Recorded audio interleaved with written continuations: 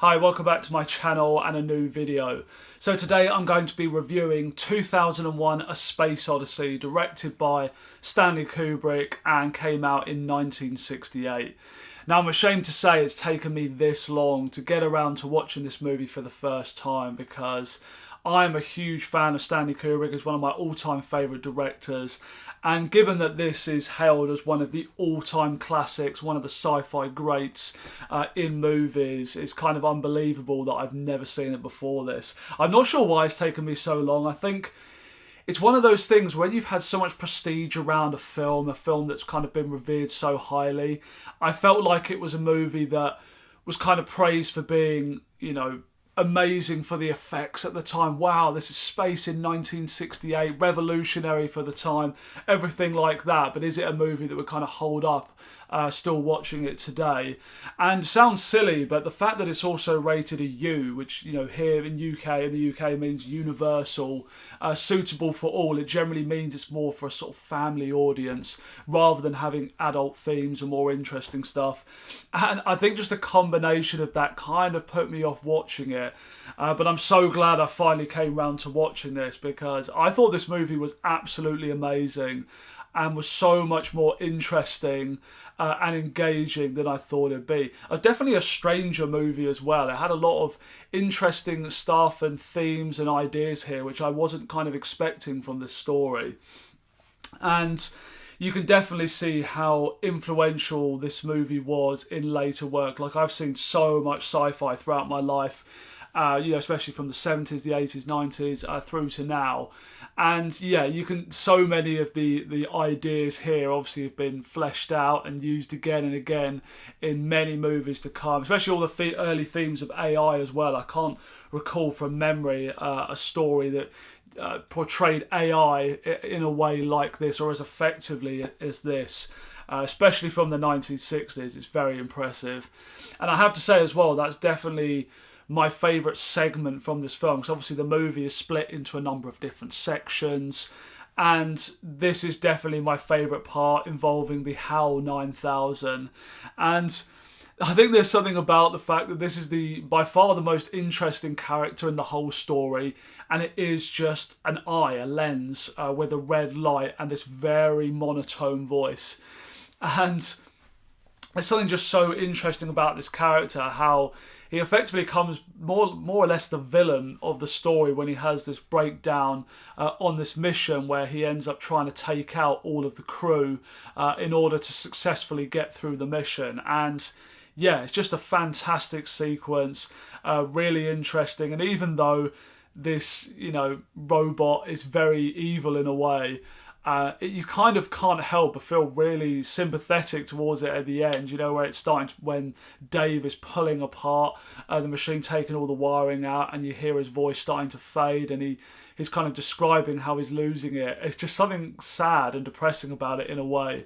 As I say, even though he is really the villain of this story, but something about the monotone voice and the dialogue and everything, just works so well, so fascinating to watch. Something a little bit unsettling about it as well. Especially when he arrives back on the ship, he manages to get back on board through the emergency venting, and you kind of feel like there's something evil on board that's going to stop him. And obviously, it is just in the computer, it is just in the robotics of the machine.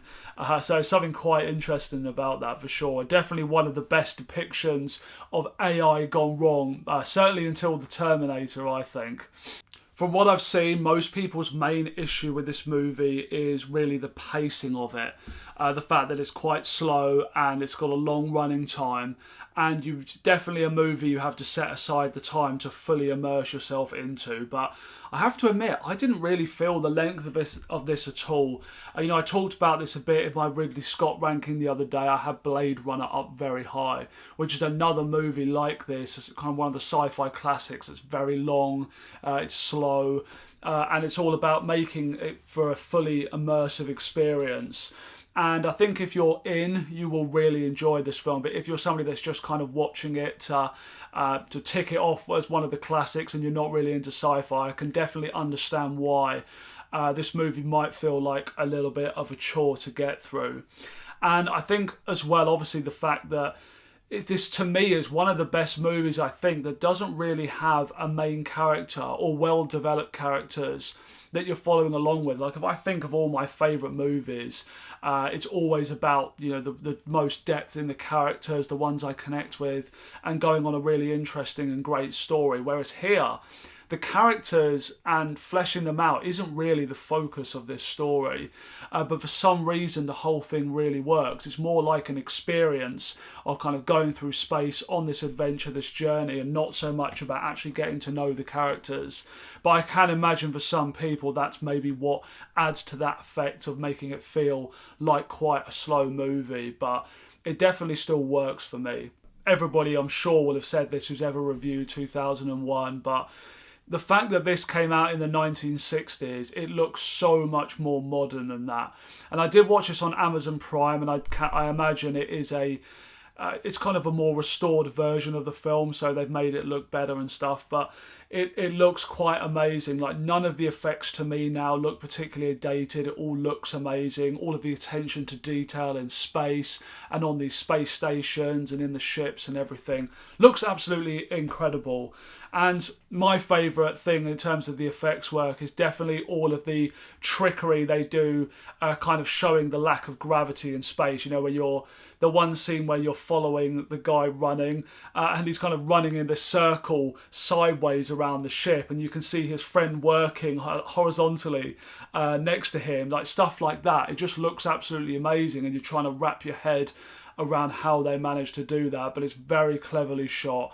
And those kind of, you know, innovative and interesting effects work just make the whole experience even more amazing. It really does feel like you are up in space. You forget that you're watching sets, a movie, tricks, and everything. So yeah, quite incredible. Even now watching this, it really does blow your mind.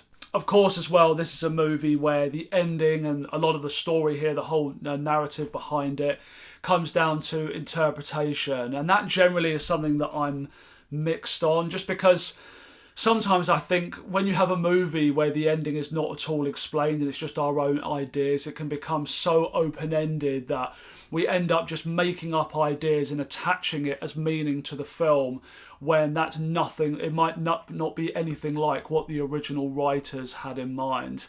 And I'm never too sure about doing that. I don't know if I entirely like that. Because if you look online, obviously with a movie like 2001, there's been thousands of essays and analysis and all sorts about what the ending of Space Odyssey really means, and, you know, the transition of and the evolution of man and this alien monolith, and how does that relate to us discovering more technology. All of this kind of stuff you could discuss till the end of days. But it's one of those things where I don't think it necessarily detracts from the rest of the film. The experience as a whole works. It's not a movie that hinges on understanding what that ending is all about. It's still a journey and a very interesting experience despite that. So I do think Stanley Kubrick does these things well. Like he did with The Shining, you know, that ending has never been explained either. We don't entirely know what's going on. And that's the same with 2001, but it doesn't remove from the experience. You can still enjoy the film as a whole, I think, without fully understanding what all of the storyline with the alien monolith really meant.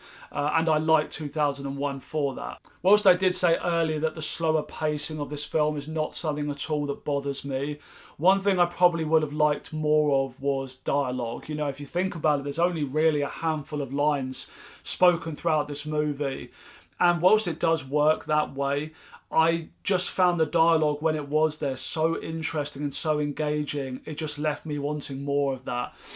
All of the small conversations you do get throughout this, like the conflict with the HAL 9000, and also everything as well about the cover-up going on the moon on the initial mission where where they've discovered another one of these monoliths there. Like, all of that stuff I found so interesting, and it kind of just left me with a desire for more of that.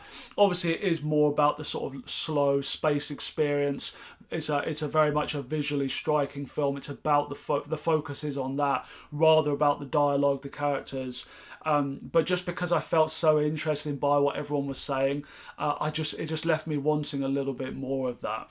But I absolutely loved this movie. I had a great time watching this, and I'll be very happy one day to go back again and revisit this one. So I'm going to give it a 4.5 out of 5 rating. But that's all of my thoughts on the movie for you. Please do let me know down in the comments what you thought of 2001 A Space Odyssey if you've seen it. And thanks so much for watching this video. I really do appreciate it. So do take care, and I'll see you next time.